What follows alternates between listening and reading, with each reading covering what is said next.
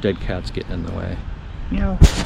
So here we are in Humboldt Park, and walking the stairs up to the one of 3 remaining flak towers that used to be here in Berlin in 1945. And the way this all came about is this flak tower that we're going to see up here was buried in rubble, so that's what created this hill. It was just war rubble that they tried to cover over this flak tower with and didn't quite make it. You can kind of see the edge of it peeking out here. Brian, you hate travel vlogs. That's not totally true. But you are carrying my beer. That's also true. And you just walked through Brennnessel. Through what? Through Brennnessel. Oh, that's much better than Hundekott. Might be itchy for a moment. Is that the same as like poison oak? No. Thank God. I would have thrown you out of the way. But Brennnessel's kind of okay. Poison ivy is not. You would have said no. Have you ever got poison ivy? Yeah. It's not good. Didn't want that for anybody. All right, we got a little ways more to go. Brennnessel has little hairs. They stick into your skin. So it's the hairs. Yeah.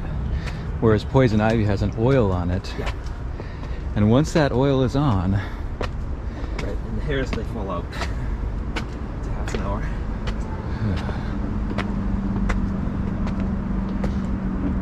Okay. Whew. We're getting there. What's this? Wer von Kapitalismus nicht reden will, sollte auch vom Faschismus schweigen. And then you got the guy from The Daily Show shaking hands with Khrushchev. Huh. And this stuff is what your leg brushed against. Brennnessel? Brennnessel. Yep. It's little sticky hairs. But it's a good tea. Like a healing tea for colds or something. I don't know. Someone tells me every time I'm sick, but it's one of those things. And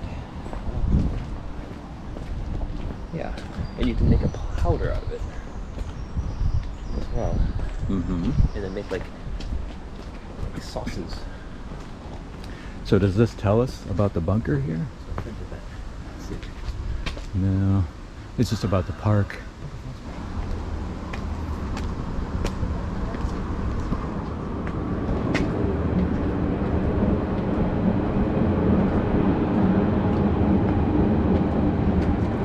So it was up here at the very end of the war that we had very young, Hitler Youth, etc. And actually some fairly well-trained troops as well, who would have been working in this huge flak tower, at the top of which here they would have had all kinds of anti-aircraft guns, but these also served at the very end of the war as really probably the most easily defended positions in all of Berlin, because all of this was very thick concrete made to resist bombs, and it's also very high up, so you get a really good view of everything that's going on down around you, and have the ability potentially to, control a lot of territory from up here, just given how high up it is. You can see a very heavy concrete structure that was built here, and after the war essentially it was buried in war rubble as a way to try to get rid of it, buried in a hill of rubble.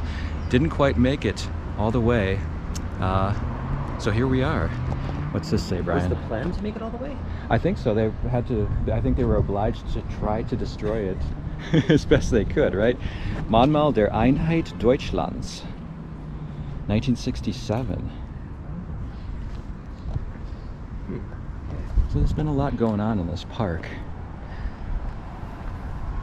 Well, this gives you kind of a good view of what we're talking about here today.